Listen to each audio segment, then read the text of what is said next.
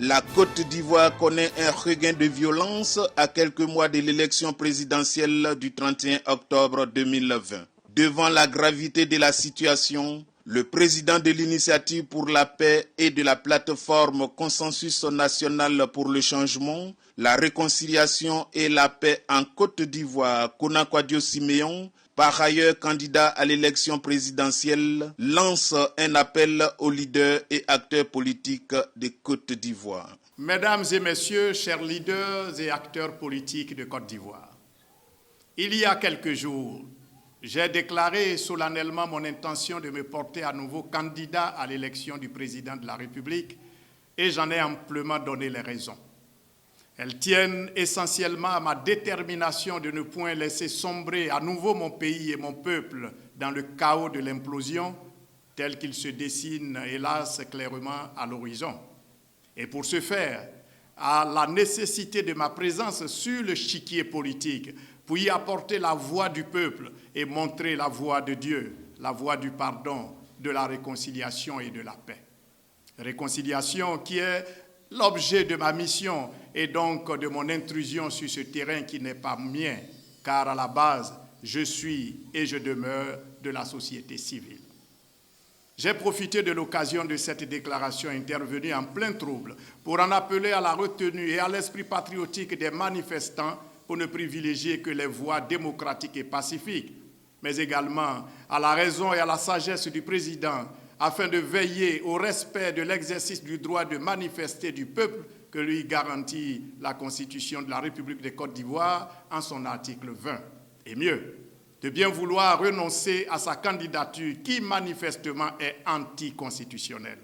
Aujourd'hui, je veux m'adresser directement à vous, chers leaders politiques et acteurs de la scène politique. Je veux le faire avec humilité, respect et considération, mais avec sincérité de cœur.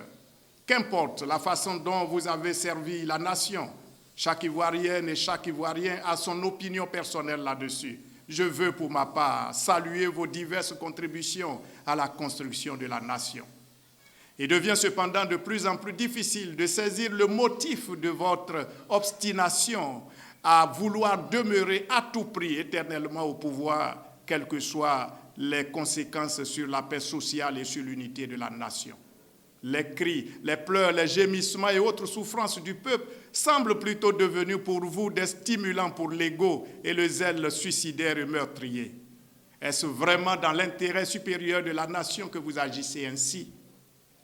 Il est pourtant plus facile pour vous de comprendre que le peuple martyr qui a trop longtemps souffert de vos divisions n'a de plus grand besoin aujourd'hui que votre entente en tant que frères et sœurs de la même patrie et non plus de vos sempiternelles querelles qui l'ont toujours plongé dans les larmes, le sang et la souffrance. Sans blesser votre amour-propre, ce n'est nullement mon propos ni mon intention. Permettez-moi, en ma qualité de neutre réconciliateur, de vous dire que le chemin sur lequel vous avez engagé le pays depuis une trentaine d'années et aujourd'hui encore ne peut conduire, comme je n'ai eu de cesse de vous le rappeler, qu'à la destruction du pays et donc de tout ce que vous avez contribué à bâtir avec tant de sacrifices. Acceptez alors que je vous dise qu'ainsi vous êtes à deux doigts de brûler ce beau pays et vous-même avec. Chers leaders politiques, reconnaissez que vous ne pouvez plus continuer à mener le peuple sur ce chemin périlleux. Reconnaissez humblement que sur le chantier de la réconciliation, préalable à la paix, à la véritable paix, elle-même véritable condition au développement et donc à l'épanouissement et au bien-être de nos concitoyens, vous avez tous échoué. Je vous invite humblement à constater que malgré votre bonne volonté et vos efforts, l'œuvre de la réconciliation ne peut provenir de vous, pour la bonne et compréhensible raison que vous êtes tous des protagonistes, et en vertu de ce que nul ne peut être à la fois juge et partie. Ce sont des vérités que je vous répète depuis 20 ans maintenant.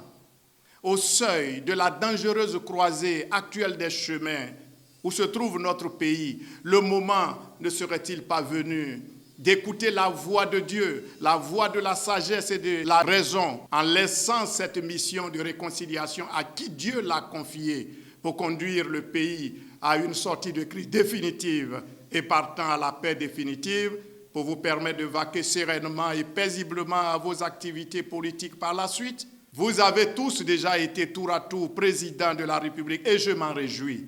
Quel autre bonheur cherchez-vous encore pour vous accrocher tant à ce fauteuil? Je vous rappelle que même si vous n'êtes plus assis sur ce fauteuil, vous serez toujours appelé président. Pourquoi cherchez-vous l'humiliation après tant d'années de gloire? Pourquoi voulez-vous attirer la colère de Dieu sur vous en vous obstinant dans la voie qui fait souffrir le peuple, son peuple? Je vous invite tous à marquer une halte et à vous tourner avec contrition et repentance vers Dieu et le peuple pour un pardon sincère. Et engageons-nous tous à suivre le chemin de Dieu. Le chemin, c'est la transition démocratique, consensuelle et inclusive. Ce projet que chacun de vous, à commencer par le chef de l'État, M. Alassane Ouattara, le président Henri Konan Bédié, les très proches du président Gbagbo, pour ne citer que les trois icônes, m'ont entendu leur exposer depuis 20 ans et plus instamment ces 2 dernières années. Tout comme d'ailleurs mes compatriotes eux-mêmes à l'occasion de mes 2 passages devant les électeurs en 2010 et en 2015 sur la télévision nationale. Et bien aujourd'hui, devant le recours à l'insurrection qui semble devenu l'ultime moyen de décanter la situation, le moment est plus que jamais venu d'expérimenter cette voie de Dieu. Car comme vous ne pouvez l'ignorer, l'élection présidentielle à la date du 31 octobre 2020 n'est plus tenable en raison de la non-réunion des conditions minimales pour une élection démocratique, juste et équitable, et notamment en raison de la non-crédibilité de la CEI et de tout ce qui en découle, ainsi que de l'anticonstitutionnalité et du caractère inique et inopérant de certaines dispositions illégalement insérées dans le code électoral et le tardif décret du 13 juillet, dispositions relatives à l'institution du parrainage citoyen, véritable trouvaille pour écarter tout candidat non voulu à travers des subterfuges de toutes sortes pour rendre quasiment impossible, en si peu de temps donné, le succès de l'opération, comme le constate d'ailleurs actuellement sur le terrain. En ma qualité de neutre réconciliateur, je veux solliciter ici votre adhésion et votre soutien à ce projet qui assurerait avec l'onction du peuple, à travers un consensus national de toutes les forces vives, la continuité de l'État et le respect de ses engagements dans un cadre légitime et légal, tout en garantissant la paix et la sécurité pour l'exercice serein des activités économiques. Cette solution est aujourd'hui plus facile à réaliser, je le concède, qu'en 2005, où du fait de la non-tenue de l'élection à cause de la division du pays, la Constitution par l'article 48 autorisait au chef de l'État de demeurer en place. Une transition sans lui à ce moment aurait été anticonstitutionnelle.